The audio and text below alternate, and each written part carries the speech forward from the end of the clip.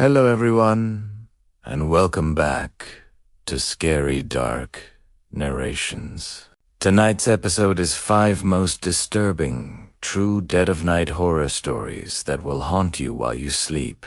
In today's video, you are about to hear a chilling collection of real horror experiences that occurred in the darkest hours of the night, when the world is silent and the line between reality and nightmare begins to blur. These stories come from people who believed they were safe inside their homes, on quiet roads, or alone in their rooms, until something unexplainable revealed itself in the shadows. Each story is based on real testimonies shared by individuals who experienced moments so terrifying that they still struggle to explain what truly happened that night. These are not fictional tales created for entertainment. These are disturbing encounters that ordinary people claim happened to them during the hours when most of the world is asleep. From strange footsteps echoing through silent houses, to unexplained figures appearing in the darkness, to moments when people realized they were not as alone as they believed they were. Every story in this episode carries the unsettling feeling that something unknown may be watching when the lights go out. For privacy and safety, some names and small identifying details have been changed. However, the terrifying core of each experience remains exactly as it was told by the people who lived through it.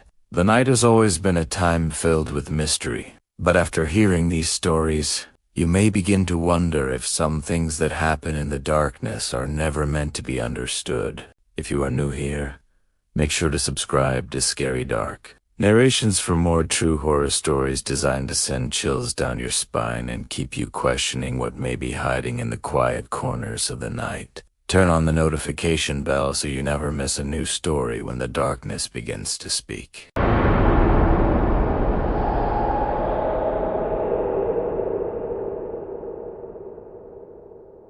I did not wake up because of a noise. That is the part that still bothers me.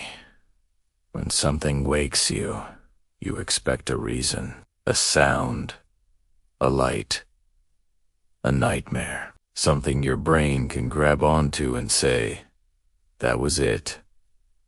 But that night, I woke up as if some invisible thread had been pulled tight inside my chest. My heart was already racing before my eyes even opened, like my body knew something my mind had not caught up to yet. The room was completely dark, the kind of winter darkness that presses against the windows like a heavy curtain. For a moment I just lay there, staring at the ceiling I could not see, listening to the house breathe around me. The heater clicked somewhere in the walls. Old pipes shifted in the cold normal sounds, but my heart refused to slow down. I had been living alone in that house for almost a year by then. It sat at the edge of a small neighborhood where the last few homes simply stopped, and the land behind them became forest. Real forest. Dense trees, uneven ground, patches of land no one had cleared in decades. During the day it looked peaceful, quiet. At night it felt like something watching. Still, nothing strange had ever happened before that winter. No break-ins. No animals scratching at the doors, no weird neighbors wandering through the trees. Just silence and snow. That weekend, the storm had been relentless. Snow drifting on and off for 3 straight days, temperatures dropping well below zero. I had spent most of the time inside, moving between the living room and the kitchen, the television humming softly while the storm swallowed the outside world.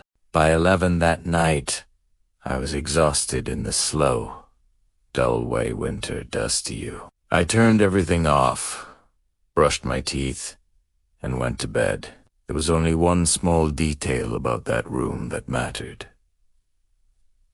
At the time, it seemed completely unimportant. 3 months earlier, the lock on my bedroom door had broken. One of those simple push-button locks in the handle. I noticed it one evening when I tried to close the door and realized it did not actually lock anymore. The latch clicked, but the button did nothing. I remember thinking I would replace it. I never did. Why would I? I lived alone. No roommates. No family visiting. As long as the front door and the back door were locked, a broken bedroom lock meant absolutely nothing. At least, that is what I told myself. My eyes adjusted slowly to the darkness, and that is when I saw it. The door. It was open. Not wide. Just a narrow crack. Maybe 2 inches, but I was absolutely certain it had been closed when I went to bed. For a few seconds, I simply stared at it. The hallway beyond the door was even darker than the room itself. A deeper shade of black. The kind where shapes blur together and your brain begins imagining things that are not there. I told myself it was nothing. Old houses shift in the cold. Wood contracts. Frames warp slightly when temperatures drop. Maybe the latch had not caught properly. That explanation felt reasonable enough that I eventually pushed the blankets aside and climbed out of bed. The floor was cold beneath my feet. I walked slowly toward the door, careful not to turn on the light. Something about flipping the switch felt wrong, like announcing my position to someone who might already know where I was. So I simply reached out and pushed the door closed. The latch clicked. I pulled it once to make sure it caught. It did. Then I walked back to bed and lay down, but the feeling in my chest did not leave. You know that instinct people talk about? That quiet voice somewhere deep inside your body that tells you when something is wrong, even when you cannot explain it. Mine was screaming. I lay there staring into the dark for what must have been 30 minutes. My eyes drifting around the room. Every corner, every shadow. Nothing moved. Eventually, my body must have relaxed enough for sleep to take me again, because the next thing I remember was waking up the exact same way. Heart racing, breath shallow, and the door. The door was open again. The crack looked identical. Same narrow gap, same black hallway. Be you in it, except this time I knew something. I knew I had closed it, carefully, intentionally. Slowly I sat up in bed, my eyes locked on that thin slice of darkness between the door and the frame. My brain began searching for explanations. Maybe the latch slipped. Maybe the frame shifted again. Maybe something moved. Not the door. Behind. Italiano. It was subtle. So subtle that part of me wondered if I imagined it. A slight shift of darkness in the hallway, like a shape pulling back from the crack, just as I noticed it. I froze, every muscle in my body locked in place. No footsteps, no breathing, just the quiet creaking of the house as the wind pressed against the walls outside. For a long moment I considered the possibility that someone was standing there, right outside my door, watching. You would think a person would run. You would think fear would send you flying out the window or straight to the phone. But fear does something strange when it arrives quietly. It roots you, like old trees growing through concrete. I slid my legs slowly out from under the blanket and stood up. The distance between my bed and that door could not have been more than 10 feet. But in that moment it felt like crossing a frozen lake where the ice might crack beneath every step. 1 step. 2. 3. The hallway beyond the door remained completely silent. When I reached it, I grabbed the handle and slammed it shut as hard as I could, pressing my entire weight against the wood. My shoulder dug into the frame as if someone might push back from the other side. But they did not. For 15 long seconds, there was nothing. No pressure. No movement. Just silence. Then I heard it. Footsteps. Soft. Dull. Deliberate. Moving away from the door. Down the hallway. Each step slow enough that the floorboards barely spoke beneath them. They continued toward the staircase. Then the stairs themselves creaked faintly as weight descended them. Step. Pause. Step. Pause. I did not move until the sound reached the bottom floor. Then came the faintest click, the back door opening, closing. And then the house was silent again. My hands were shaking when I grabbed my phone and called the police. The next 10 minutes stretched longer than the entire night before it. I sat on the edge of the bed staring at the door, expecting it to move again at any second. But it never did. 2 officers arrived quickly and searched the entire house. Every room, every closet. The basement, the garage, nothing. No broken furniture. No missing items. No sign anyone had been inside. Eventually we stood in the kitchen while they finished writing their report. I explained everything I heard, every detail I could remember.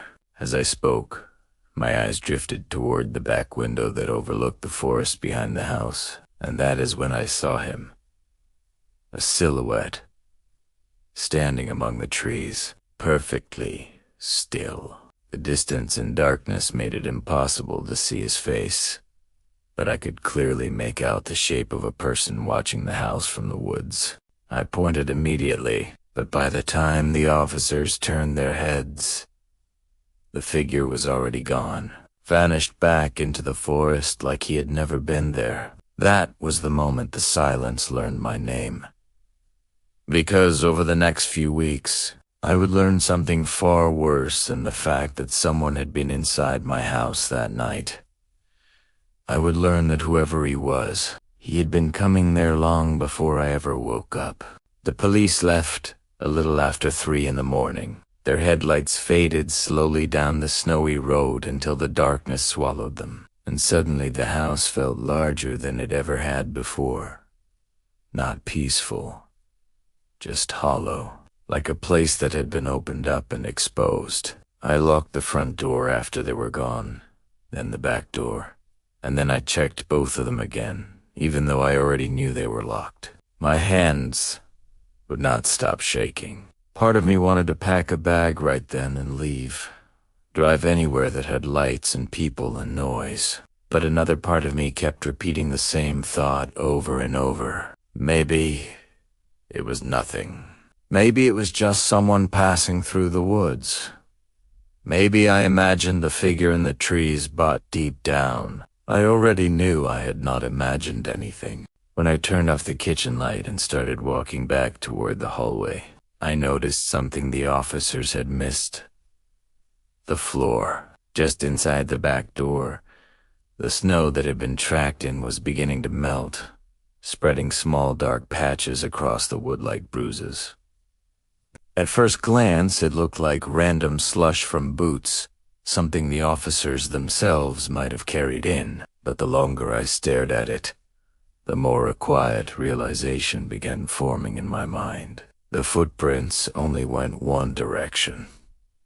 Inside, not out. My stomach tightened instantly. I crouched beside the wet floorboards and followed the trail slowly with my eyes.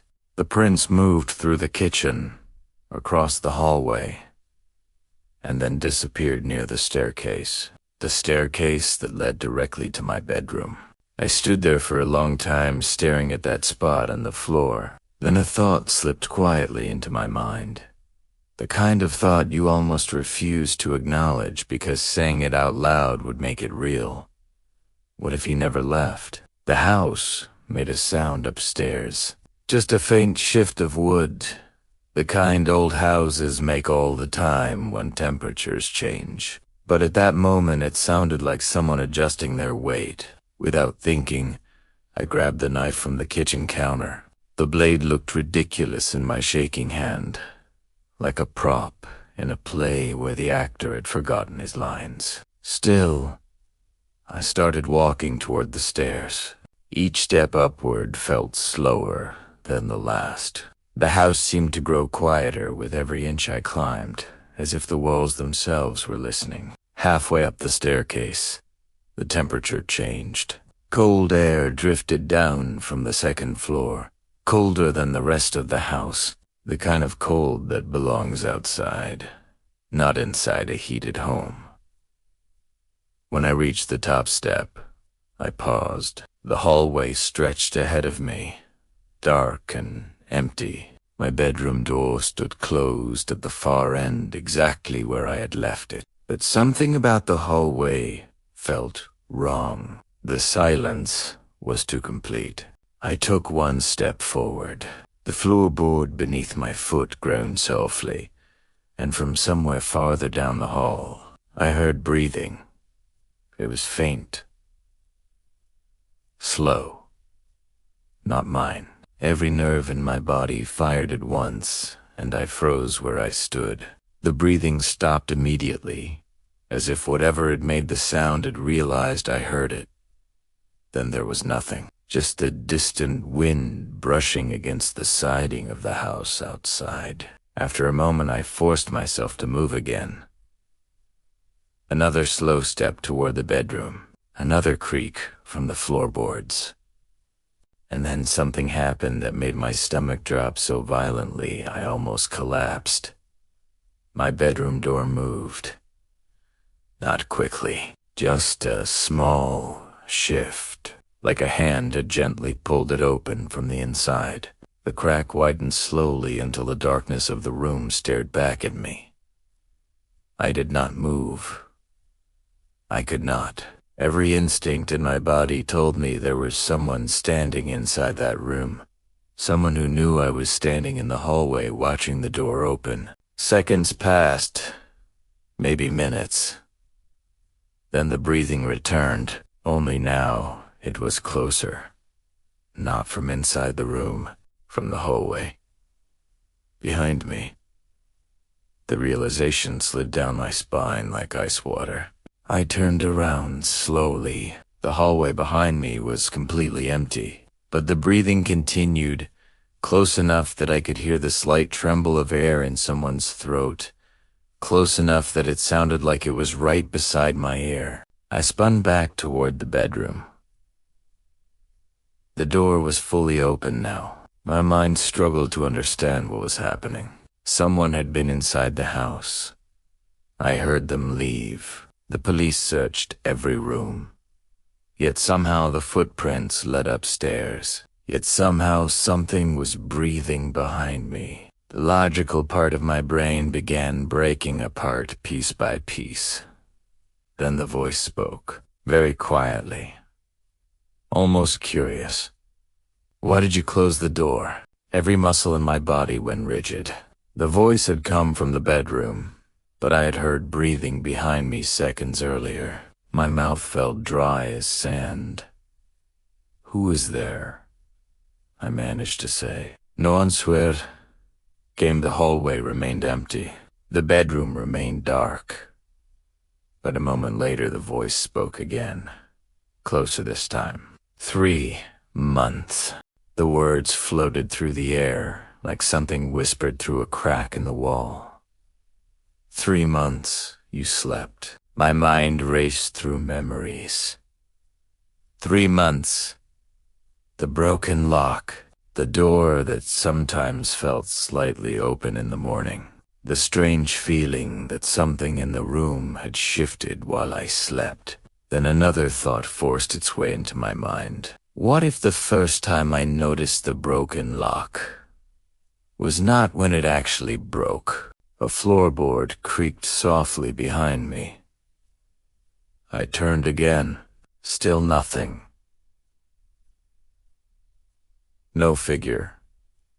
No movement. Just the long hallway stretching toward the staircase. And yet, I could feel something standing there, watching, waiting. The voice spoke again, this time right beside me. So quiet when you sleep, primera ra in. Not out of bravery, not out of strategy, pure instinct. I sprinted down the hallway, down the stairs, through the kitchen, and straight out the front door, into the freezing night. The cold air hit my lungs like glass as snow crunched beneath my feet. I stumbled into the yard and turned back, toward the house. Every window was dark, every room silent. Nothing moved inside. For a moment I almost convinced myself the entire thing had been a panic attack. Stress, lack of sleep. The mind does strange things when fear gets inside it. Then I noticed something in the snow. Footprints. Dozens of them. They came from the forest. Back and forth. Back and forth. Over and over again. A narrow trail carved through the snow leading directly to the back of my house. The path was so worn it looked older than the storm itself, like someone had been walking that exact route for weeks, maybe longer. My chest tightened as I followed the trail with my eyes. It did not stop at the house. It went around it, circling slowly and methodically like someone pacing while they watched. And then I realized something that made the air leave my lungs completely. The footprints circling the house were not facing toward it. They were facing away. Toward the trees, toward the darkness. Toward something that had been standing out there, watching both of us. And in that moment, I understood something far worse than the idea of a stalker hiding in the woods. The person inside my house that night might not have been watching me at all. They might have been hiding from whatever had been waiting in the forests. And somewhere behind me, inside the house, I had just fled. The bedroom door creaked open again. I did not go back inside that night. I stood in the yard for a long time, the freezing air burning my lungs while the house loomed in front of me like something that had quietly changed shape while I was not looking. Snow drifted through the beam of the porch light, and every flake that touched the ground erased more of the footprints circling the house. It felt like the storm itself was trying to hide something. Eventually, I forced myself to move. My phone was still in my pocket, my fingers stiff from the cold as I called the only friend who lived close enough to answer at 3 in the morning. I told him I needed a place to stay, but I did not explain why. Some things sound insane when you say them out loud. He picked me up 20 minutes later. I did not bring much with me, just my phone, my wallet, and the strange feeling that if I stepped back inside that house, I might not leave again. When we drove away, I kept looking at the forest through the back window of his car. Something about the darkness between those trees felt alive, waiting. You would think I would have stayed away forever, but fear does something strange to memory. After a few days, the mind begins trying to rebuild logic where none existed before. You start rearranging events until they feel less impossible. Maybe there was a man living in the woods. Maybe he had been breaking into houses nearby. Maybe the voice I heard upstairs had simply been someone whispering to themselves. Those explanations were fragile, but they were easier to live with than the alternative. So, 2 weeks later, I went back. The snow had melted by then. What remained in the yard was a gray patchwork of wet earth and rotting leaves. The narrow trail through the forest was still visible behind the house, though now it looked less like footprints and more like a path worn slowly by repetition. Someone had walked there many times. I told myself I was just there to collect the rest of my belongings and nothing more. The house looked normal when I unlocked the front door. Tu normal. The air inside smelled the same. Old wood, dust, the faint metallic scent of winter heating systems. Everything sat exactly where I had left it.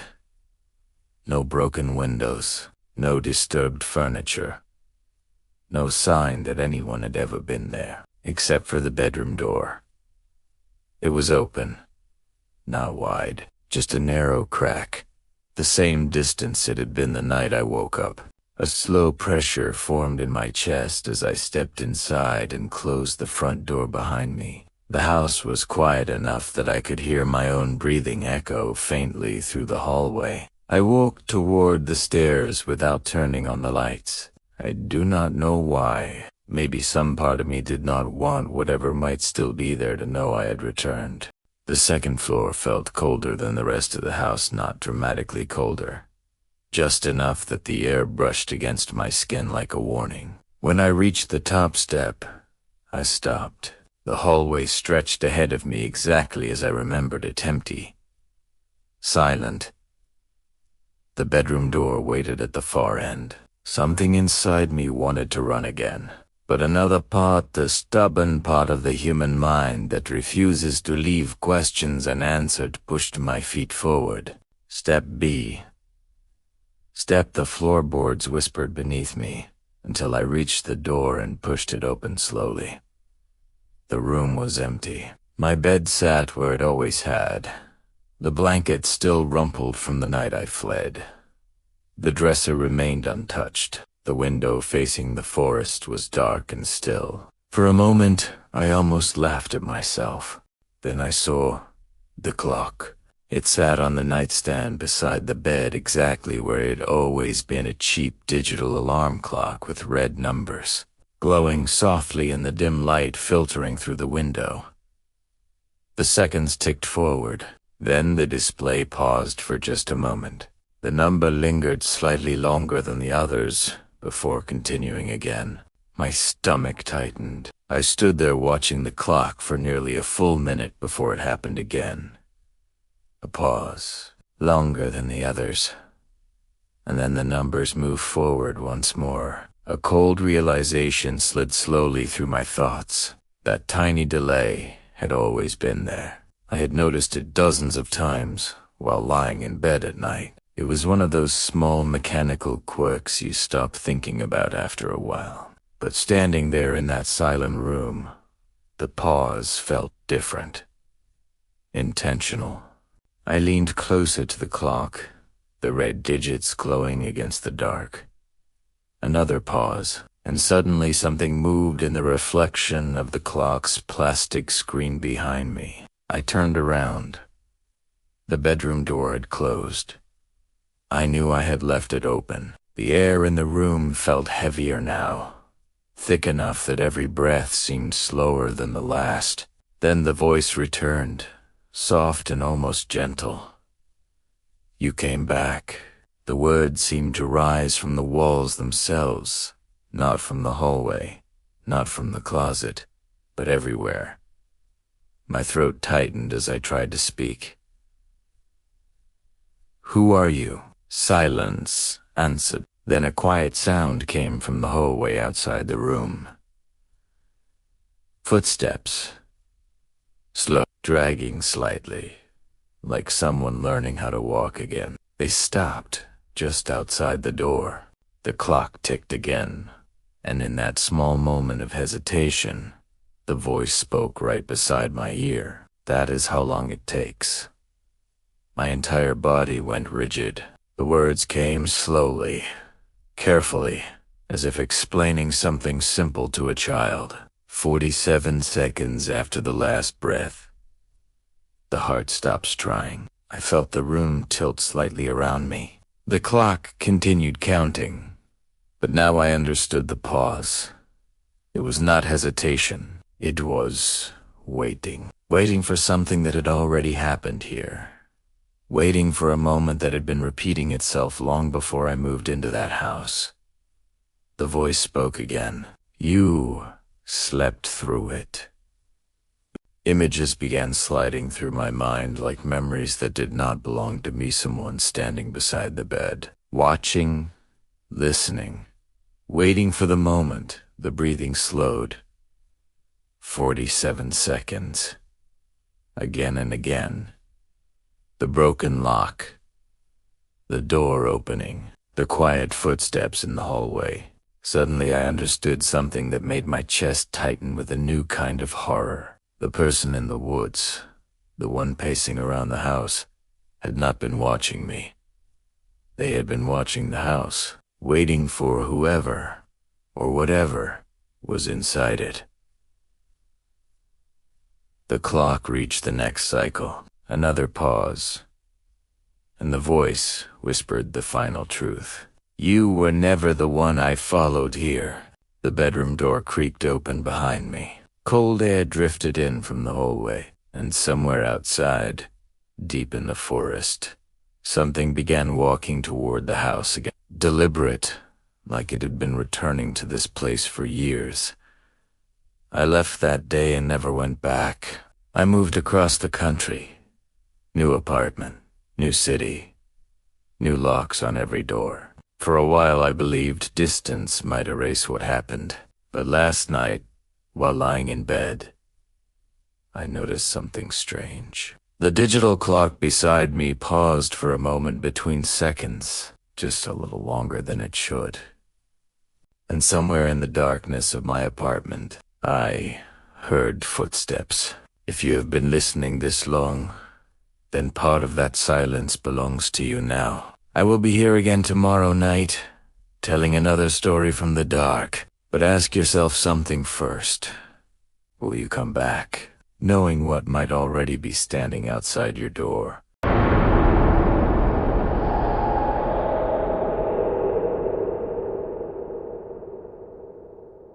I remember the exact moment the road stopped feeling like a road and started feeling like a trap. It was somewhere in northern Oregon. One of those endless back highways where the forest pressed so close to the pavement that the trees seemed to lean in, listening. I had been driving for hours with the music low and the windows cracked, letting the cold air slap my face whenever my eyelids felt heavy. The trip was supposed to be simple, just miles of quiet asphalt and enough distance to clear the noise out of my head. But that night, the quiet had a strange weight to it, like the forest was holding its breath. At first, nothing seemed wrong. The road curved gently through miles of black pine trees and mist, and the headlights carved out a narrow tunnel through the darkness. Every so often I would glance at the gas gauge, the needle hovering just above a quarter tank. I had been careful all day, stopping whenever it dipped that low. But sometime after midnight I pushed it further than usual. When the warning light flickered on, I told myself I still had plenty of miles left. My phone said the nearest gas station was 45 minutes away. Not ideal, but manageable. The GPS screen glowed softly in the cup holder, the little car icon creeping along the digital road like a firefly in a jar. I watched the countdown tick from 45 to 35 minutes, thinking I would make it with fuel to spare. Except it stopped shrinking. The timer froze at 35 minutes. At first I assumed the app had glitched. I refreshed it, tapped the screen, even closed it completely and reopened it. The numbers stayed stubbornly unmoving, like time itself had stalled. The strange part was the car icon had stopped moving too. According to the map, I had been sitting in the exact same place for several minutes, even though the road was clearly sliding beneath my tires. You tell yourself it is nothing. Technology fails all the time, but alone on a road swallowed by fog and forest, small glitches start to feel like warnings. 30 seconds later, the engine sputtered. The sound was subtle at first, just a hiccup in the rhythm of the motor. My stomach tightened immediately. Anyone who has ever run out of gas knows that cold drop in your chest when the car is no longer under your control. I pressed the accelerator gently, hoping it was just a momentary stutter. Then it sputtered again and again. The engine died so suddenly, the silence felt violent. The headlights still cut into the fog, but the hum of the engine was gone, leaving only the faint whisper of wind through the trees. I coasted onto the gravel shoulder and sat, gripping the steering wheel. For a moment, I could not even move. I just listened to the emptiness. Then I checked my phone. No service. Not weak signal. Not one bar struggling to appear. Nothing. The screen looked strangely naked without the little connection symbol at the top. That was when I understood why the GPS had frozen. It had lost contact with the world. And so had I. I sat there with my head in my hands, trying to think logically. The GPS had been stuck at 35 minutes for a while, but that did not mean I had not been getting closer. If I had been driving 10 or 15 minutes while it was frozen, the station might only be 20 minutes away on foot. Not a good plan. But it was the only one I had. I grabbed the small flashlight from the glove compartment and stepped out of the car. The cold air hit my face immediately, thick with fog and the earthy smell of wet pine. The forest on both sides of the road looked almost black, branches weaving so tightly that the darkness between them seemed solid. I locked the car manually and started walking. The flashlight beam barely reached 10 feet ahead. Fog swallowed the light like smoke, turning the road into a narrow glowing path surrounded by shadows. I tried not to look into the woods. Every time my eyes drifted toward the trees, the darkness started forming shapes that I knew were not real. Your mind does that when it cannot see clearly. It fills the gaps. About 5 minutes into the walk, I heard the first crack.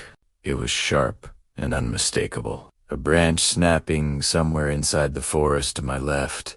I stopped instantly, the flashlight trembling in my hand. The forest went silent, like something had pressed a mute button on the world. I had pointed the light toward the trees.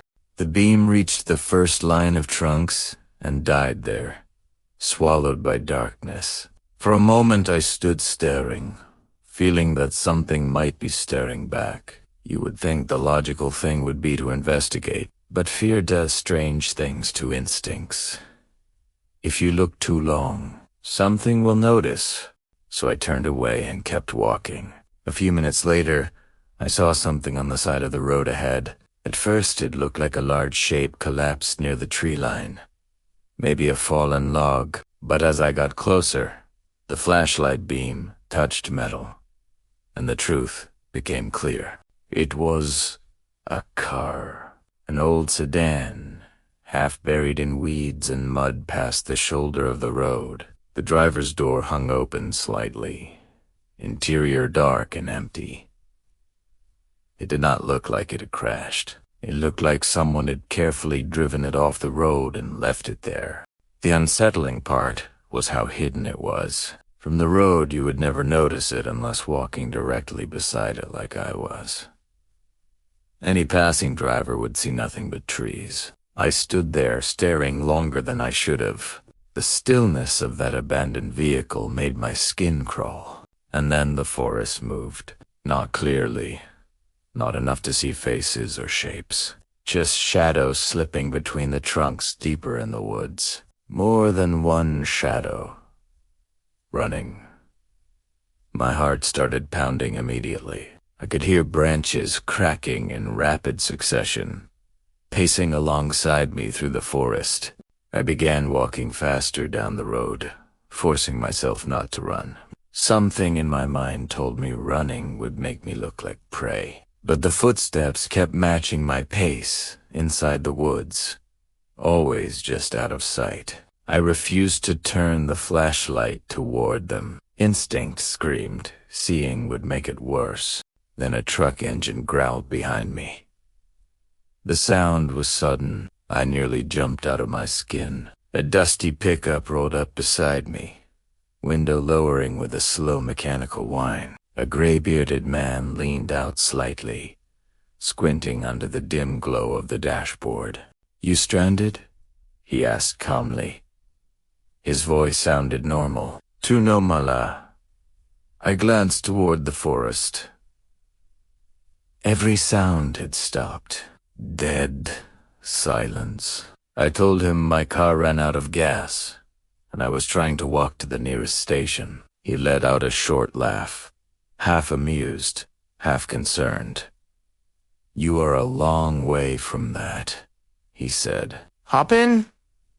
I will take you."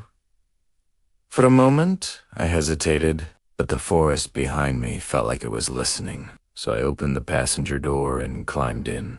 The truck pulled away from the shoulder, headlights sweeping across the fog as we drove. I glanced in the side mirror once, watching the empty road fade behind us. For just a moment I thought I saw shapes standing along the tree line where I had been walking.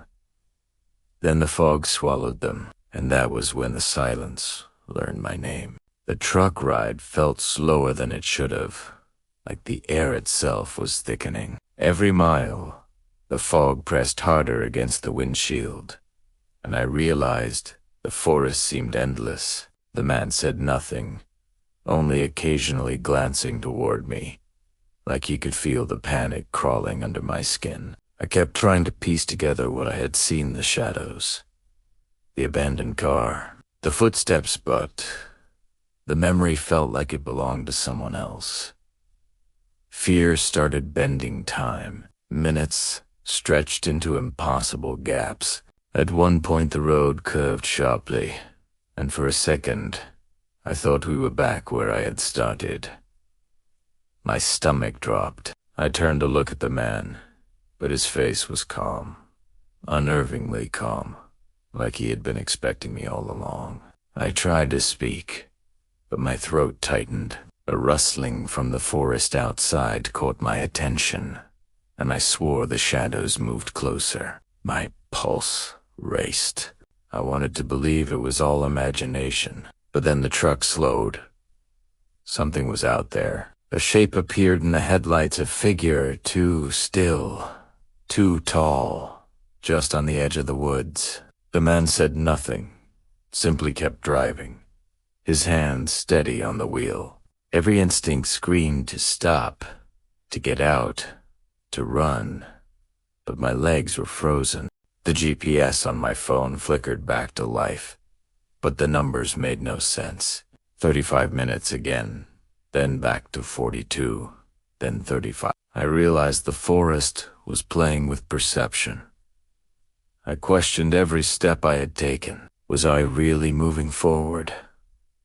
Or had I been circling inside this nightmare? The shadows seemed to mock me with every flicker of light. By the time we reached a small clearing, the shapes were gone. Or maybe they had never been there. My hands shook uncontrollably as I reached for my flashlight. The truck stopped abruptly, and the man finally spoke. "It's here," he said, pointing to a spot I could barely see through the fog. I realized I had no idea where here even was. I stepped out of the truck and into silence that felt alive. The air was thick, humid, and smelled of wet earth and decay. I glanced back at the man, but the truck was empty. No one there, only the faint echo of the engine fading into the trees. My flashlight flickered. The beam caught something on the ground, a familiar object, my own car key. Panic set in like ice water in my veins. The keys were supposed to be in my pocket. I looked around frantically, the forest now twisting into impossible angles. Shadows stretched unnaturally long, reaching toward me, whispering indistinct words that sounded like my name. I remembered the frozen 35 minutes and a chill ran down my spine. That number. It wasn't random. The abandoned car from earlier appeared out of nowhere, parked exactly where I had first seen it. The driver's side door creaked open slowly, revealing nothing. I wanted to run, but my feet refused. The forest was laughing silently. Shapes began materializing behind the trees, moving with deliberate intent, forming a circle around me. I could feel their gaze. Then it hit me, the 35 minutes glitch, the frozen GPS, even the abandoned car. All signs were part of the same loop. Every step I thought I had taken forward had been watched, calculated, and redirected. The road, the forest, the fog had all been a trap. My reality was not mine. It belonged to something older, patient, and aware. I ran, but the road twisted. The truck appeared behind me, engine silent. The man's gray face stared through the windshield, expressionless, knowing I could not escape. Every escape route led me back here, to the same edge of the forest, to the same freezing silence. The looping seed had sprouted fully, and now I understood. I was part of it. The last thought before darkness claimed me was horrifyingly clear. This forest did not want me gone. It wanted me to understand the rules. Every shadow, every rustle, every frozen number was a warning, a ritual, and a countdown. The silence had learned my name, and it would not forget. I would return here, whether I wanted to or not, and so will anyone who dares watch this unfold.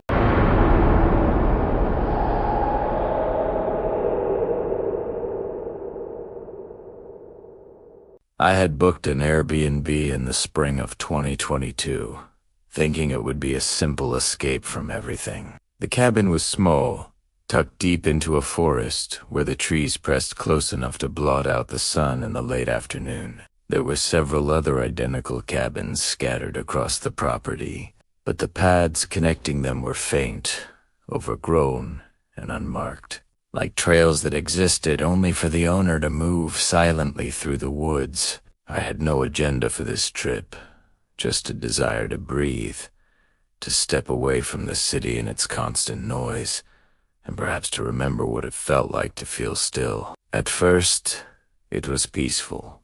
The fireplace crackled, the wind whispered through the branches, and I let myself sink into the quiet, letting the forest feel familiar. On the second day, I slept late, waking at noon to the weak light filtering through the cabin windows, and brewed coffee that tasted sharper than it should have, as if the air itself had a flavor. Around 5 in the evening, I pulled on a hoodie and wandered out into the forest. The trail behind the cabin led deeper than I had expected. It was narrow, almost hidden beneath fallen leaves, and I assumed it would eventually loop around to the other cabins. As I walked, I noticed figures ahead, perhaps 2 men, standing perfectly still, staring down at the ground, unmoving, silent. Their presence so odd it made my skin crawl. They did not wave, did not speak. They were just watching whatever lay between their feet. And the longer I walked past, the more I felt eyes tracing me from the forest shadows. The trail did not curve back toward the cabins. It stretched straight into the trees, narrowing until it felt like the forest itself had swallowed the path. I debated turning around, telling myself it was probably harmless people walking their dogs. Perhaps, but then I heard it. A scream that was impossibly loud, impossibly wrong. It was not human, not quite animal. It echoed, bouncing between the trunks, and it felt like it knew me, like it was calling my name in a language I almost understood. I spun around and froze.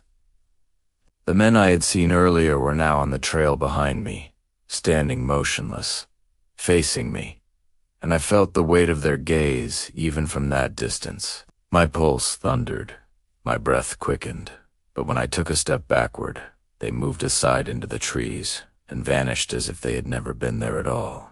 I hesitated, unsure if I should continue or retreat. The forest had changed. Shadows pressed closer. The air smelled of damp earth and something metallic I could not place. Finally, I decided to move back, hurrying down the path to the cabin, eyes darting to every shape that moved, imagining footsteps behind me that were not there. When I arrived, I leaned against the door, letting out a shaky breath. The world outside had gone dark. The sun had fully set, leaving the forest in a black silence that felt alive. I poured a cup of tea and sat by the fireplace, telling myself it was over, that I was safe. But safety, I quickly realized, was a fragile, imaginary thing. Then, about 15 minutes later, I heard it again. A scream, distant but perfectly clear, carried through the walls of the cabin. My heart jumped, and I stepped to the back window, peering into the dark shapes of trees. Nothing, but the sound persisted, unnatural in its intensity, reverberating like it had roots in the soil beneath the cabin. My phone became both my solace and my curse as I tried to identify its animal. Echo, prank, but no explanation made sense. The forest was silent aside from the echoing scream, yet every instinct told me it was close. Every fiber of my being wanted me to run, but I stayed, frozen with the knowledge that I was being watched. Moments later, it was not just the scream. Footsteps approached the cabin, heavy, deliberate, pausing at the front door. Boots thumped against the wood, each beat echoing in my chest. Then came a knock, slow and methodical, and I realized with a sickening certainty that it was the same men I had seen in the woods. Their faces were hidden beneath cheap animal masks, hoods drawn tight, identical, silent. I backed away and dialed 911, whispering into the phone, hoping they could not hear the panic in my voice. My hands shook violently as another thud struck the door. I imagined it breaking, imagined them stepping inside. And then, just as suddenly as it began, the footsteps retreated, fading into the black of the forest. I did not sleep that night. I did not dare leave the cabin. I watched the shadows grow long across the walls, the fireplace casting shapes that seemed to twist in anticipation. I kept thinking about the men, about the scream, and about the trail that led nowhere. It was mundane at first, just a path, just trees, just cabin's butt. Now it felt like a trap, designed for someone to enter and never leave unchanged. My mind circled every detail, obsessing over the sequence of events, the faint traces of their presence. And as dawn crept over the forest, I understood the terrifying truth. The forest remembered. The trail remembered. The scream remembered my name. The next morning, sunlight felt intrusive, as if it were trespassing on something that belonged to the night. I tried to convince myself it was just exhaustion, that my imagination had turned ordinary shadows into monsters, that the men in masks had been pranksters or workers, nothing more. But even as I sipped my coffee, the forest outside the window felt wrong, too still, too quiet. Leaves did not rustle. Birds did not call. It was a silence that weighed on the chest, a thick, wet presence, pressing in from every angle. I wanted to leave, but the thought of stepping onto that path again filled me with a dread I could not shake. Every instinct screamed at me to stay, yet every rational thought argued that staying meant inviting them back, that the forest might never let me go. I wandered the cabin like a trapped animal, checking doors, peering through the windows, counting every shadow. The trail outside lingered in my mind, a looping seed that I could not forget. The memory of those two figures, motionless, their masks unyielding, had burrowed into my subconscious. Something about the way they had disappeared into the trees gnawed at me. I tried to trace their movements, replaying the sequence over and over, realizing that no matter how I reconstructed it, the men never fully existed in the way I expected. My memories felt wrong, like someone had edited the footage of my life while I slept. Then came the first subtle break. A sound behind me, soft, deliberate, like a hinge creaking. Though the windows were locked, I froze, listening to my own heartbeat, and for the first time truly understood how quickly reality could fracture. By late afternoon, the forest seemed to pulse with life I could not see. Shadows stretched unnaturally along the cabin walls. Every reflective surface mirrors, windows, even the surface of the coffee showed something slightly off. I saw figures in the distance where none could be. Movement at the edge of vision that vanished when I blinked. I would convince myself it was paranoia, a side effect of isolation. Yet the fear was too precise, too calibrated, to be mere imagination. My mind played tricks I could not control. Every decision became a minefield. Should I answer the door if there were knocks? Should I call 911 again, knowing they might be listening? My own voice sounded alien to me when I whispered into the phone, as if the words were not mine to command. Nightfall came, and the world outside the cabin became a churning void. The wind carried whispers that were not wind, laughter that was not human. My phone, previously a lifeline, flickered and died, as if the forest had claimed it. The fireplace cast long, menacing shadows across the walls, each one appearing more substantial than the last. Then came the pattern break I had been dreading, a sudden, sharp bang against the cabin, like someone had thrown a log with force. I froze, paralyzed by the sound, my heart hammering against my ribs. Another thud, this time nearer, and then a whisper, not through the door, but inside the room itself. Soft, almost seductive.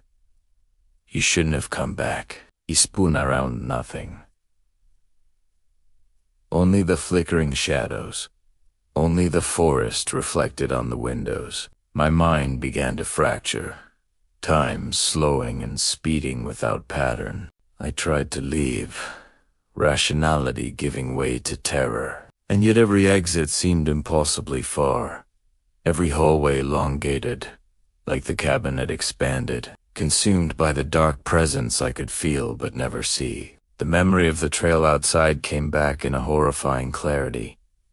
It had never looped. It led only inward, deeper, and now I understood the forest itself had a design, a will, a memory of me walking it. I felt the two men again, not behind the cabin this time, but in the corner of my vision, bending reality so subtly I could not point to them without doubting my own eyes.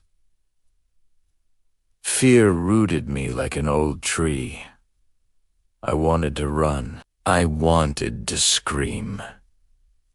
And yet my body betrayed me, moving only when my mind permitted. Hours or maybe minutes later, I found a mark on the floor near the fireplace, an imprint I had not noticed before, like a hand pressed into the wood, left there by someone or something that had never existed in my conscious reality. Then the scream returned, louder, closer, and undeniably inside the cabin itself. My throat went dry. My body shook as the room seemed to contract around me, air thickening until it was nearly impossible to breathe. The masks appeared again, projected onto the shadows, hovering at the periphery of my vision.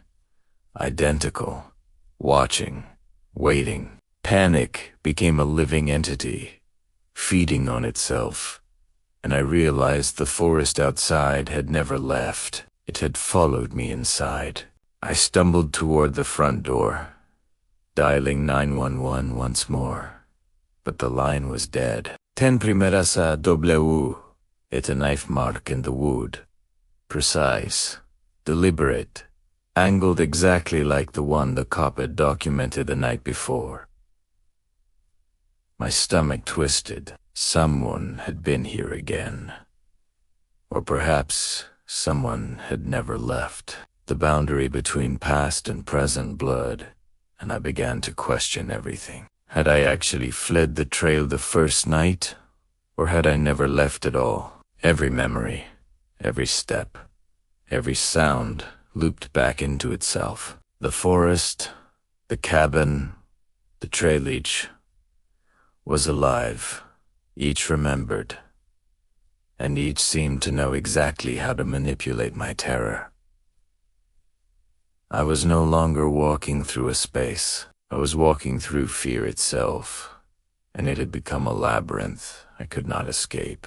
By the time I sank to the floor, exhausted, drenched in sweat and trembling, the last pattern break arrived. I swore I heard my own voice whispering from the fireplace, recounting details of the men, of the scream, of the trail, of the things I had tried desperately to forget. Reality had become a palimpsest, overwritten with fragments of memory I could not trust. And in that moment, I understood that the forest, the cabin, the trail, and the men were not separate entities. They were extensions of the same purpose. To watch, to unmake me, to fold me into a story that would never let me go. The night had fallen fully by the time I realized I was no longer just in the cabin. The air inside seemed thicker than it had any right to be, as if the walls had absorbed the forest itself, folding it into the very fabric of the room.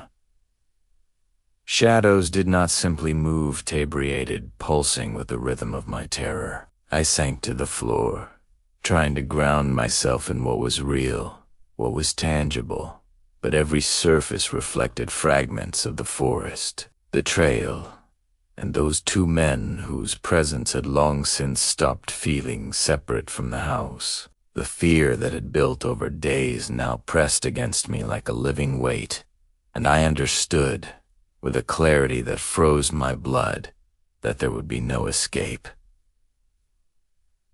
The forest remembered. The trail remembered, and I was now part of its memory. I glanced at the clock on the wall, the one I had barely noticed on my first night.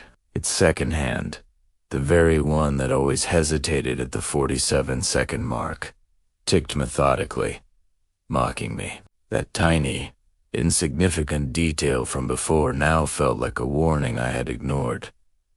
47 seconds. 47 seconds from sound to impact. 47 seconds from breath to silence. And I realized that everything, the scream, the footsteps, the knife mark, the masks, was orchestrated. Each moment, carefully timed, measured, inevitable. The cabin was not a place. It was a mechanism, and I had triggered it the moment I walked onto the trail. Every memory, every sound, every shadow had been folded into a design meant to unmake me. Then I heard it. The whisper, faint at first, now unmistakable. Do you remember the trail?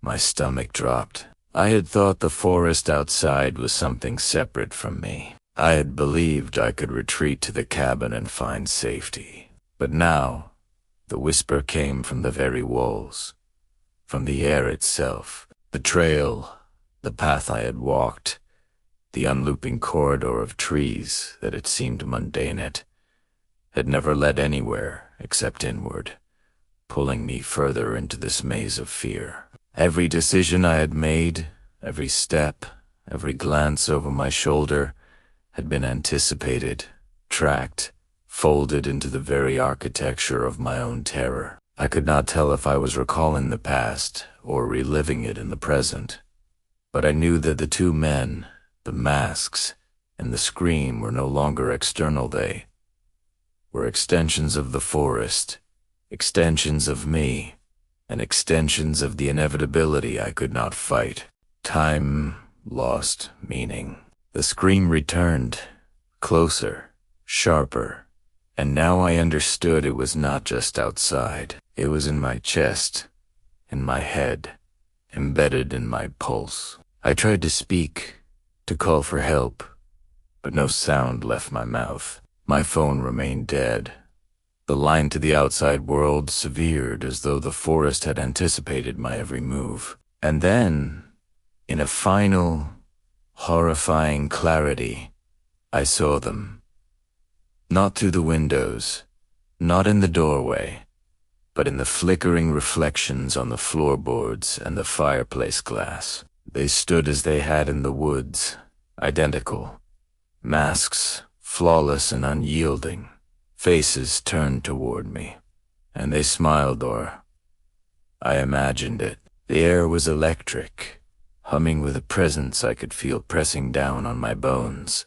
I understood fully that I had walked willingly into this, lured by my own desire to escape the ordinary, and now there was no ordinary left to return to. The looping seed revealed itself completely. The 47-second hesitation of the clock was the measure of my existence within this nightmare. The threshold between life and the collapse that had been coming for days. Every sound, every shadow, every echo of my footsteps had been counted, observed, folded into this pattern that could never break. The men in masks, the scream, the trail, they were not just outside.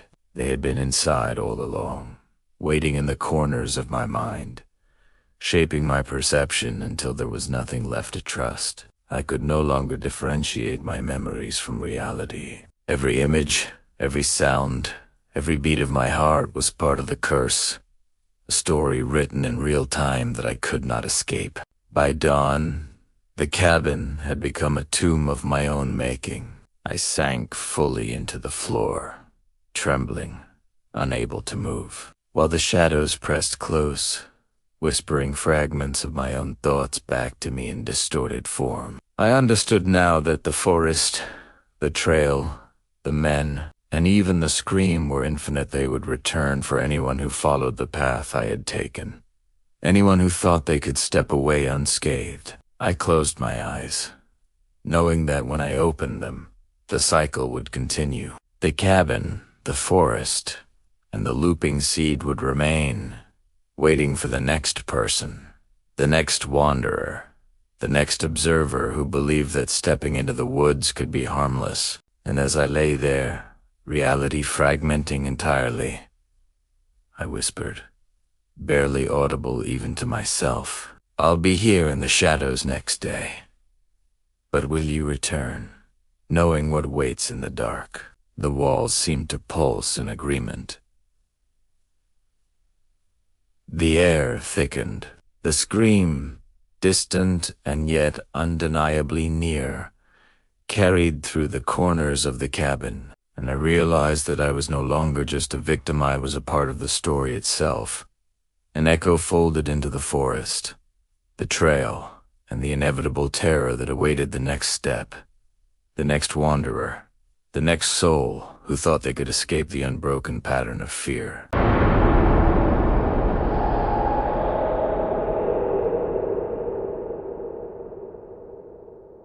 I had never driven so late before. Not really. The highway stretched ahead in a ribbon of black, broken only by the dim orange glow of streetlights that flickered like hesitant warnings. I was taking a road trip with my good friend Carter, aiming to visit some old college friends. And the plan was simple. One long, relentless drive. 15 hours. If we could manage it. I started behind the wheel, but 4 hours in, Carter insisted he take over. I should have slept then, but the seat refused to cradle me, no matter how I shifted, twisted, or tried to relax. My body insisted on discomfort. as though something was pressing against the small of my back that the world could not see. By the time it was my turn again, fatigue sat heavy in my chest, a dull throb that whispered I might not make it the next hour without something going wrong. I kept my eyes on the road, steady and deliberate, but my mind wandered just enough to miss the subtle dip of the gas gauge. Carter's old Chevy had no fancy alerts, no blinking lights, no warning sounds, just that tiny needle inching downward. While I ignored it, it was only when the engine shuddered, coughing through its last breaths, that I realized we were empty. My stomach sank. Carter scrambled awake, his phone lighting his worried face as he searched for a station. 4 miles. That was the distance, he reported. I considered calling for help, but the idea of paying $200 for gas in the middle of nowhere felt absurd, almost like an insult to our pride. So, he decided to walk. I stayed, thinking I would keep watch. But even sitting there, I felt exposed. The darkness pressed in, heavy and deliberate, and within minutes, Carter was a silhouette swallowed by the night. I sat, tense, tracing the horizon with my eyes, wishing the quiet would speak to me. Then the headlights appeared, far off and slow. They passed, yet instead of speeding, they hesitated, crawling past like a predator testing the air. I watched them in the side mirror, my pulse sinking to their deliberate pace, until they vanished in the distance. My skin prickled. Something about the way they moved felt wrong. Minutes passed, and I reached for my phone. Carter did not answer. Nothing.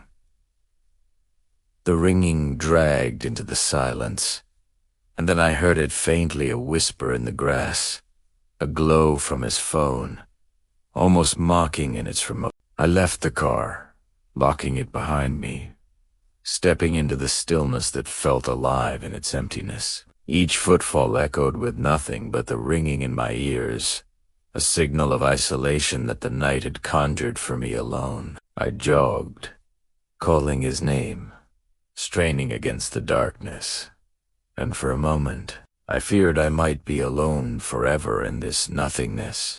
Then came his voice, fragile and distant, yet unmistakable. I moved toward it, following the faint light in the grass, and he warned me duck.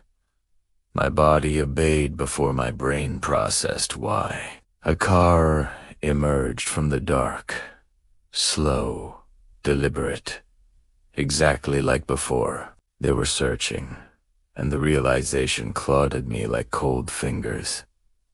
Time stretched, then elongated and warped. The car circled, passing again and again, each iteration slower than the last. Their gaze locked somewhere inside me, even though I could not see it.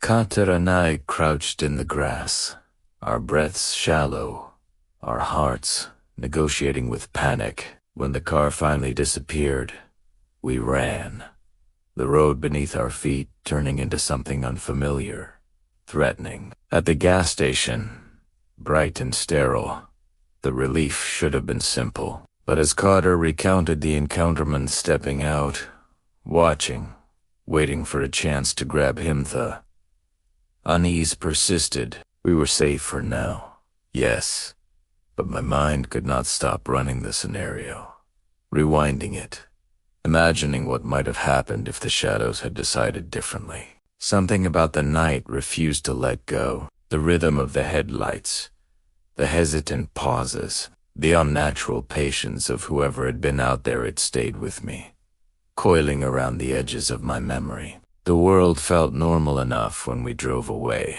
the pavement straight and the sky clear, but my body remembered the weight of it all, the way the silence had learned to move around us. The Chevy's dashboard light flickered in a pattern I had not noticed before, a subtle hesitation in the second hand of the clock, almost imperceptible. But something inside me knew it would matter later. That one detail, the Pause. The fraction of a second planted itself, like a seed in my brain, waiting for the right moment to bloom into terror. Even now, hours later, I cannot convince myself that I was rational. Every sound outside the car, every shadow brushing past the streetlights, carries a memory of that slow, patient pursuit. The road stretches ahead, and the memory of hesitation 47 seconds. My eyes lingered on that dashboard haunts me more than the darkness ever could. You would think I was safe, but safety is an illusion here.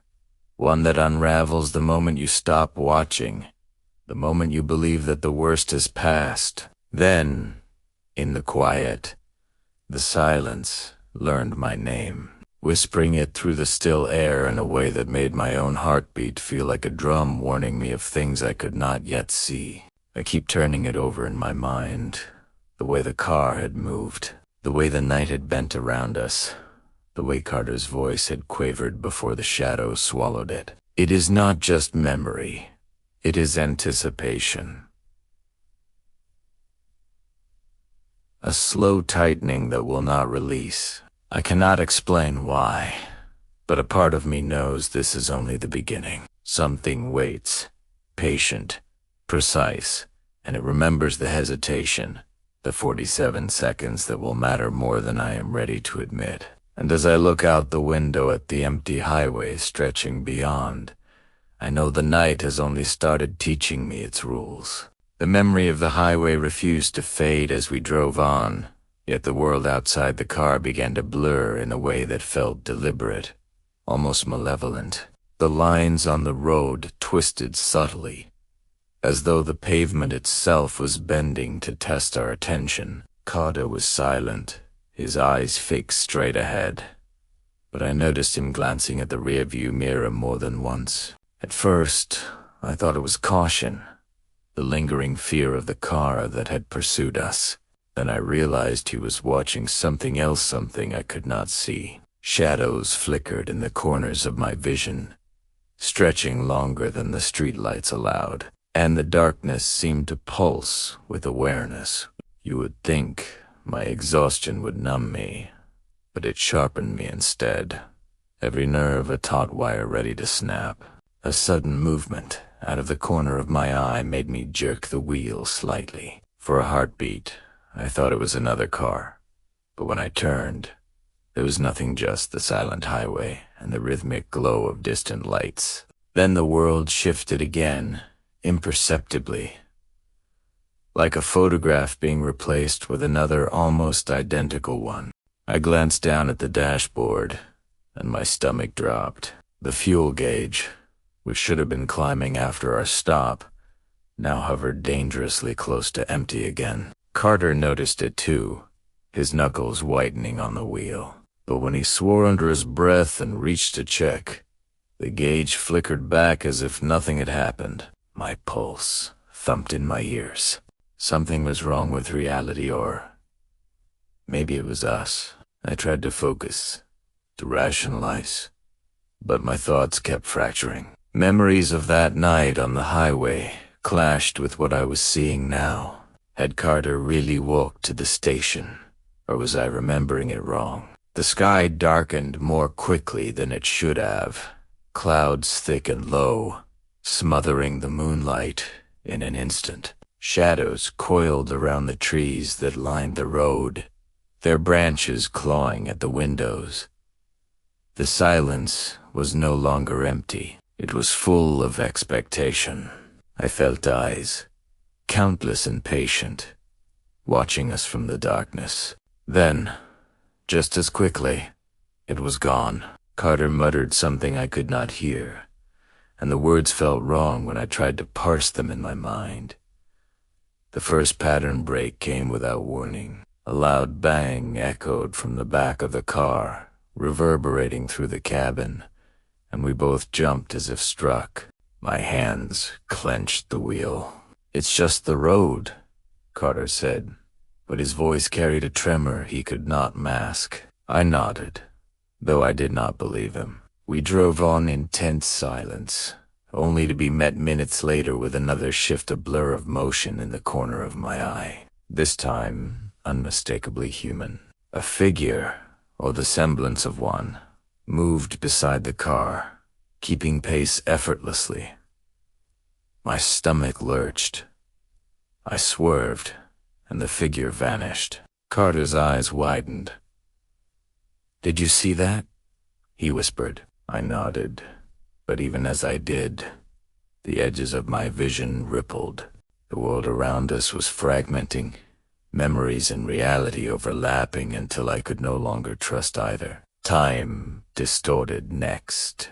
The dashboard clock spun backward for a second, then forward again, and my mind struggled to reconcile it. Was it a hallucination? Sleep deprivation? Or had the highway itself claimed ownership of the night? Carter's voice started to sound distant, as though coming from underwater, and I realized I could not remember the last 10 minutes of driving. A small panic coiled around my chest. I reached for my phone to call anyone, but the signal was gone. Not weak. Gone. The absence pressed down on me, heavier than the weight of the darkness outside. The second pattern brake hit like a blade. Carter slammed on the brakes without warning. A figure, indistinct but undeniably there, stood in the center of the road, staring at us with eyes that felt alive. The headlights washed over it, revealing nothing human, nothing comprehensible, yet it radiated intent. I tried to swerve, to accelerate, but the car refused, as though bound to the road by invisible chains. We were trapped in a nightmare where our bodies moved in loops, while the world outside obeyed a different logic. I thought of the 47 seconds from before, the hesitation of the dashboard hand. My pulse quickened. That detail so mundane before now seemed like a key. Talk to what I could not yet fathom. The fragmentation continued. Memories from different nights and drives fused together. Carter's laughter from college blended with his frightened gasps from the station. My own voice echoed in tones I had never made. Shadows stretched across the car interior, twisting into shapes that almost spoke. Then came the twist brief, subtle yet undeniable. I glanced at the side mirror and froze. My reflection smiled. I had not smiled. The eyes staring back at me were mine, but not mine. And in that instant, I understood. The night was not only observing it, was learning, mimicking, corrupting. Every hesitation, every heartbeat, every subtle fear I had tried to ignore was now catalogued, ready to return in ways I could not yet predict. By the time the road straightened again, by the time the distant lights promised escape, we were irreversibly changed. Our sense of time had fractured.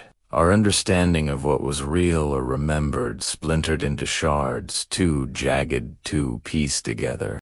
I no longer trusted Carter fully, not even as he spoke reassuringly, because I knew the night could rewrite him as Heisley, as it had rewritten me.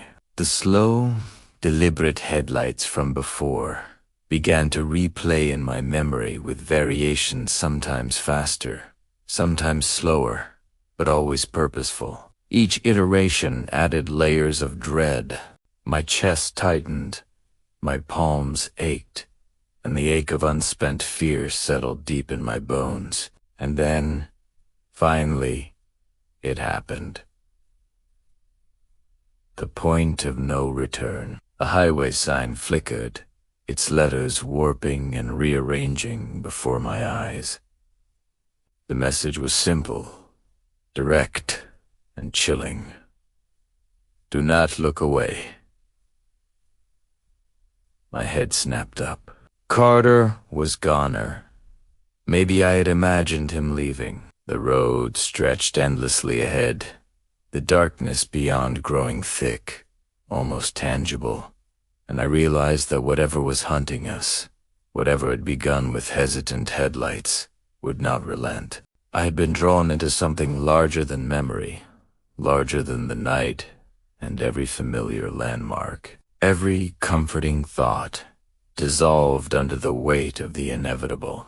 I gripped the wheel until my knuckles bled, listening to the silence that had learned my name, feeling the pulse of it in every nerve. And somewhere, in the endless repetition of headlights, shadows, and broken time, I knew this was only the escalation. The real horror had not yet arrived. It waited, patient, for the moment the mundane detail of 47 seconds would finally make sense. The moment when everything I had tried to ignore would snap into clarity and become unavoidable. By the time the darkness became a living thing around us, I no longer knew where I ended, and the night began. The road stretched into nothingness, a void that pressed against the windows, and Carter's voice, or what I thought was his voice, echoed intermittently, distorted and fractured. Every turn of the wheel, every flicker of headlights, felt rehearsed, like I was moving through a nightmare someone else had meticulously scripted. The hesitation I had once dismissed, the 47 seconds. My eyes lingered on the dashboard hand now screamed at me with terrifying clarity. 47 seconds. That was how long it had taken for the first of us to vanish. That was how long the shadow waited to learn, to claim, to perfect its lesson. And I understood, with a sick, sudden certainty, that it had been watching me that entire time, cataloging every twitch, every heartbeat, every trace of fear. Carter was no longer beside me. Not really. He existed in fragments of memory, a fleeting shadow there. I called out, my voice cracking, but there was no response. The headlights I had once feared now multiplied, appearing in mirrors, in puddles on the asphalt, circling, weaving, testing my attention. The world had become a maze of repetition and variation, a cruel simulation where I could not discern past from present, real from imagined. Each repetition of that slow, deliberate motion reminded me of the 47 seconds, that small, mundane hesitation that had become a sentence I could not escape. My hands trembled on the wheel as the reality around me shifted in rhythm with my own pulse, until I was no longer certain if I was driving or merely a passenger of this unseen, patient entity. The first horrifying revelation came when I glimpsed my reflection again. It was not mine.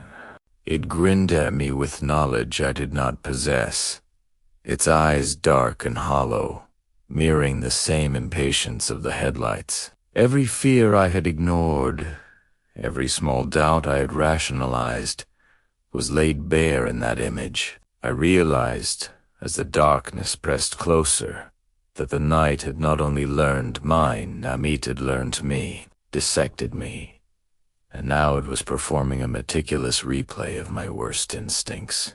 Carter, the road, even the dash's hesitant second hand, they were all tools in a symphony of psychological torture. And the 47 seconds. The seed I had overlooked, that seemingly trivial tick of time, was the conductor's baton. It measured the exact interval between perception and terror, between attention and annihilation. The world became a fracture of overlapping moments. I remembered Carter running through the grass, the stranger's car prowling, the whisper of leaves-like voices recounting our fear. And then, in a violent shift, I was standing alone in the middle of the highway, the lights circling endlessly around me, and the night felt almost sentient, pulsating to an internal rhythm that mocked my attempts at reason. Every familiar landmark had warped. The gas station, the Chevy, the black highway, they existed simultaneously, superimposed in ways that defied logic. And through it all, the shadow waited, patient, precise, and inevitable. I could not escape its gaze, nor could I remember why I should even try. A sudden realization hit me like an impact I could feel in my chest. The 47-second stare. Hesitation was not about noticing the tank, not about prudence. It was the threshold, the time it took for a heartbeat to falter after the first encounter with this intelligence. Every motion, every decision had been counted. Every pulse had been catalogued. I had underestimated the subtlety of the predator. It did not strike in obvious ways. It manipulated perception, rewrote memory, and fractured reality, so that by the time you realized the danger, it was already inescapable.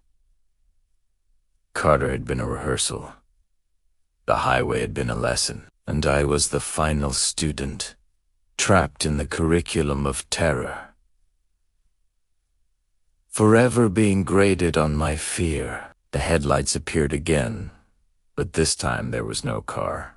They fluted, independent of any vehicle, moving in patterns too precise, too deliberate, for human hands. I tried to accelerate, to flee, but the Chevy refused, its engine a muted whisper against the weight of inevitability. Shadows crawled up the interior, across the dash, across my hands, almost tactile in their intensity.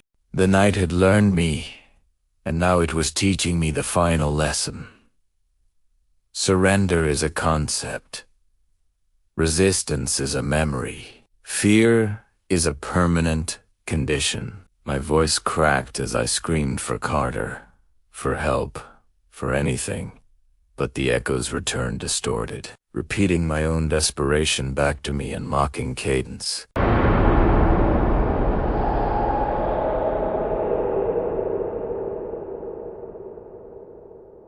Whose last year I had gotten a promotion at my job, and although the extra pay was nice, the real excitement came from the travel. The new position meant I would be visiting different departments of our company across the country, staying in unfamiliar towns for a few days at a time. I was single, had nothing tying me down, and the idea of constantly moving from place to place felt like freedom. Most weeks I stayed in hotels, sometimes in resorts, and occasionally in small Airbnb homes near the offices I was visiting. The company handled all the bookings, so I never knew where I would end up until the day of the trip. At first, that unpredictability was thrilling. After 8 months, it had become routine, but it still carried a quiet curiosity with it. This particular trip was to a town I had never heard of before, somewhere deep enough into the countryside that the airport felt strangely small. After landing, I picked up my rental car and typed the Airbnb address into the GPS. The screen estimated the drive at about 40 minutes, which was longer than usual, but I did not question it. The road slowly emptied as I drove farther from town, the streetlights thinning until the darkness began to swallow the highway itself. By the time I reached the final road, the clock on the dashboard read exactly 1 a.m. The house appeared suddenly through the trees, enormous, silent, and standing alone in a wide patch of land. At first I honestly thought the GPS had taken me to the wrong place. The house was massive, easily 4,000 or 5,000 square feet, with a wide yard stretching out around it like an empty field. I checked the address twice, then 3 times. Somehow, it was correct. The outside looked beautiful in the moonlight, almost elegant in its size, but the moment I stepped inside, the atmosphere shifted slightly. The interior was clean but strangely dated, filled with old furniture and faint creaking sounds that echoed through the long hallways. It felt less like a vacation home and more like a place that had been waiting a very long time for someone to return. I carried my bags upstairs, too tired from the flight to explore everything that night. The hallway seemed unusually long, lined with doors that disappeared into darkness once the lights were off. When I finally crawled into bed, the house immediately began making noise around me. Soft creaks, distant thumps, the kind of sounds large houses make when the air shifts and the walls settle. At least that was what I told myself. Still, something about the rhythm of the noises felt slightly wrong, as if the house was moving in slow, thoughtful breaths. I am a light sleeper, and the sounds kept me awake long enough for thirst to creep in. I had not eaten or drank anything since the flight. With a tired sigh, I climbed out of bed and walked down the hallway toward the stairs, my footsteps echoing quietly in the dark. The strange thing was that the moment I reached the bottom floor, the noises stopped completely. The house fell into such deep silence that it almost felt unnatural, as if something had been making those sounds and had suddenly decided to stop. I poured myself a glass of water in the kitchen without turning on the lights, letting the faint glow from the window guide me. As I stood there drinking, I noticed something small and strangely specific. The old clock above the stove ticked slowly, but every time the second hand reached the 47th second, it hesitated. Just for a moment. Then it moved again. It was such a tiny detail that I barely thought about it. I finished the water, went back upstairs, and eventually fell asleep, as the house remained completely quiet for the rest of the night. The next morning I only spent about 30 minutes in the house before rushing out for work. By the time evening came, I had forgotten almost everything about the strange silence and the ticking clock. A few coworkers invited me out for drinks, and we stayed longer than expected. When I returned to the house sometime after 11 that night, exhaustion hit me the moment I sat down on the living room sofa. For a minute I simply stared at the quiet rooms around me, realizing I had never actually explored the rest of the place. So I stood up and began walking slowly through the house. Room after room opened into more empty space than anyone would ever reasonably need. At one point curiosity got the better of me, and I searched the listing on my phone. Strangely, the price of this enormous place was exactly the same as much smaller homes in the area. That was the first detail that truly felt wrong. The second detail was harder to explain. Some of the furniture looked slightly disturbed, pillows scattered across the couch, chairs placed at odd angles, like someone had moved through the rooms recently. The place was clean, but it did not feel reset. Then I noticed the chair in the kitchen. It was pulled out from the table. Earlier that morning I had stood in the kitchen drinking water, and I was almost certain all the chairs had been pushed neatly under the table. For a moment, I simply stared at it, replaying the memory in my head. Finally, I shrugged and pushed the chair back in. You would think that would have been the end of it. But that night, the house decided to remind me that I was not alone inside it.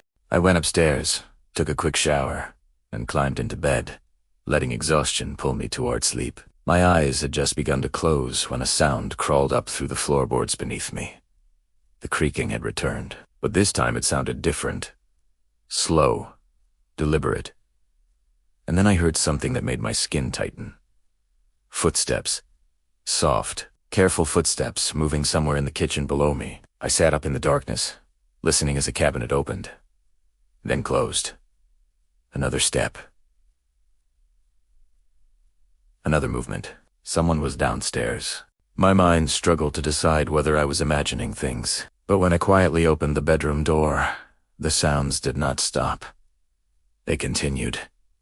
Right beneath me. I walked slowly toward the stairs, the wooden steps groaning softly under my weight. The moment my foot touched the first step, everything went silent. My heart began pounding as I reached the bottom of the staircase and looked down the hallway toward the kitchen. A faint light was on. I was almost certain I had turned off every light before going upstairs. I moved slowly down the hallway, every instinct telling me to turn around, but curiosity dragged me forward until I reached the doorway and looked inside. The chair at the table was pulled out again and baned it. In the dark hallway beyond the kitchen, a figure leaned around the corner, watching me. We locked eyes for one frozen moment. Then the figure snapped backward into the darkness, and somewhere in the house, a door slammed shut. Then the silence learned my name. I ran toward the corner immediately, adrenaline flooding through my chest faster than thought itself. The kitchen lights flicked on with a harsh snap, illuminating every inch of the hallway beyond. The space was completely empty, the silence so deep it rang in my ears. There was nowhere the person could have gone. No open door, no window, no hallway branching off into darkness. Just a blank wall and the lingering echo of the door I had clearly heard slam. For several seconds I simply stood there, my breath shallow and uneven. My brain tried desperately to construct a logical explanation, but each possibility collapsed the moment it touched reality. Someone had been standing there. I had seen them. And now they were gone. The unease did not fade when I searched the rest of the house. Every room was empty, every door locked, every window sealed shut. Yet the longer I walked through the silent rooms, the more the place began to feel occupied. Not by a visible presence, but by attention. You know that feeling when someone is watching you from across a crowded room? Imagine that sensation stretching across every wall, every hallway, every dark doorway inside a massive empty house. It followed me. Finally, I ran upstairs, grabbed my phone, and left the house entirely. The night air outside felt strangely thin as I hurried to my car and locked the doors behind me. Only then did I realize how violently my hands were shaking. The police arrived about 20 minutes later. 2 officers searched the house thoroughly while I waited outside, explaining everything I had seen. When they returned, their expressions were neutral in that way people use when they are trying not to say something dismissive. They had found nothing. No forced entry. No hidden doors. No one inside. The Airbnb host eventually arrived as well, clearly irritated by the situation. He insisted the house had no extra exits beyond the ones already checked. According to him, it was impossible for someone to disappear the way I described, but I knew what I saw.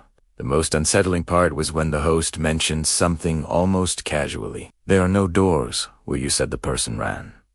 The words settled heavily in the air, because I had absolutely heard one slam shut. After a brief discussion, my company moved me to a hotel for the remainder of the week. At first, I felt relieved to be away from the house, but the experience refused to fade from my thoughts.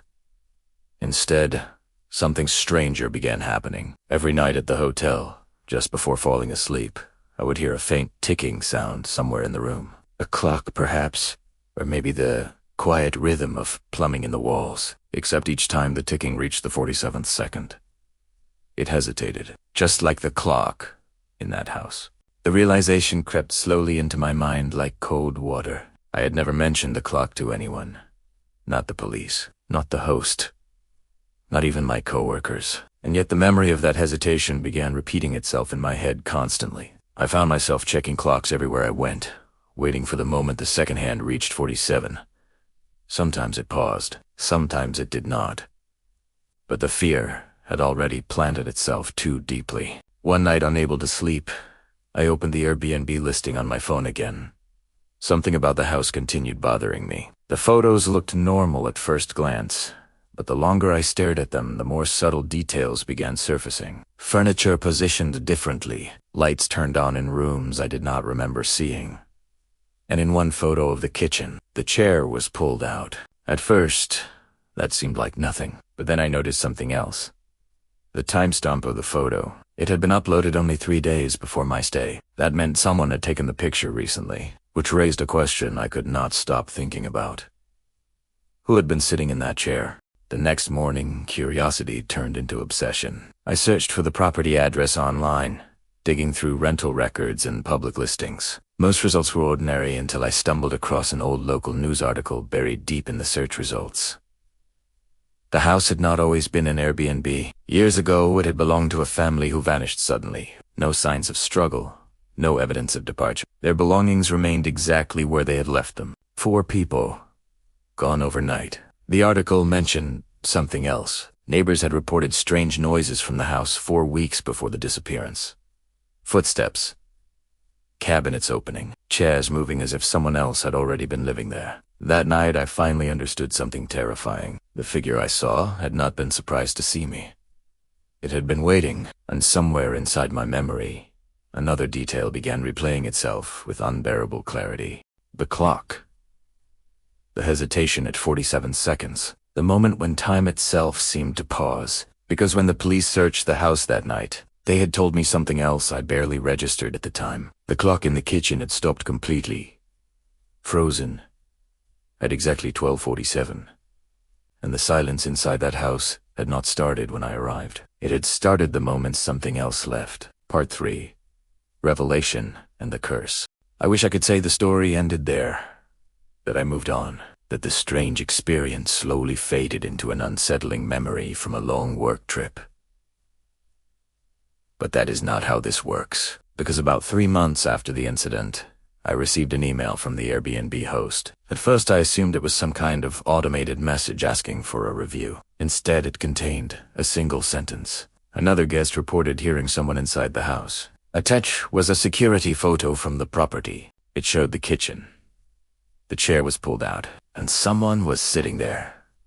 But the camera angle only captured the back of the figure. I stared at the image for a long time before noticing something that made my stomach drop. The person was wearing the same jacket I had been wearing that night. I tried convincing myself it was coincidence. A similar jacket, a similar posture, a trick of perspective. Then the host sent another message. The security system had detected movement in the house at 12:47 a.m. every single night. The camera footage always showed the same thing, a person sitting in the kitchen chair. Sometimes the figure would slowly stand up and walk toward the dark hallway. Sometimes it would simply sit there, unmoving, watching. The most disturbing detail came from the most recent recording. At exactly 12:47, the figure stood up and turned toward the camera.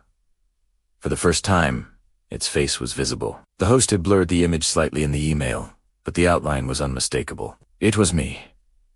I called him immediately, demanding the full video file. At first he refused, clearly disturbed by the entire situation. Eventually, curiosity overcame his hesitation, and he sent the footage late that night. I watched the video 3 times. Each time the dread deepened.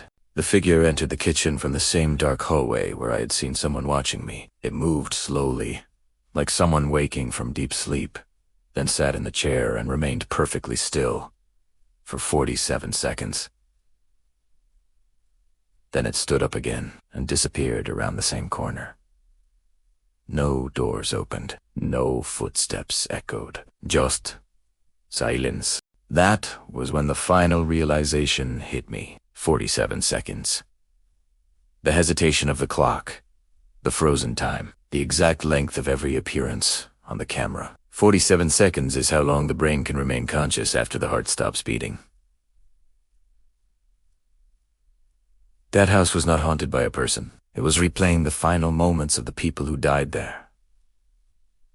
Every night, over and over a loop of their last movements. And somehow, I had been added to the sequence. I do not know how. Maybe the house remembers anyone who stays too long. Maybe it collects moments the way old walls collect dust. Maybe something in that hallway had already been waiting for someone new. All I know is this. Sometimes when I fall asleep now, I wake suddenly at exactly 12:47 a.m. and 4:47 seconds.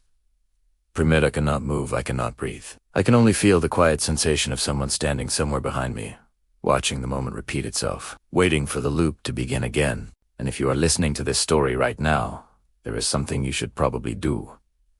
Look at the nearest clock. Watch the second hand carefully. Because if it hesitates at 47, then the house may have finally found its next guest. I will be here in the shadows next day. But the real question is this: will you return? Knowing what waits in the dark. Before you leave tonight, remember this. The stories you just heard are only a small glimpse into the darkness that surrounds us. Somewhere out there, someone else is experiencing something they cannot explain. Something that will soon become another chilling story whispered in the shadows. And if you are brave enough to go deeper into that darkness, you should watch 7 most disturbing true horror stories that'll keep you up all night. That video dives even further into terrifying real encounters that left people questioning reality long after the night was over. You will see it waiting for you right here on the screen. And if you enjoy exploring the darkest corners of true horror, make sure to subscribe to Scary Dark Narrations and turn on the notification bell. This channel is where the most disturbing real horror stories come to life. And you never know which story might stay with you long after the video ends. Thank you for watching. And remember, sometimes the scariest stories are the ones that are completely real. Sleep carefully. Tonight.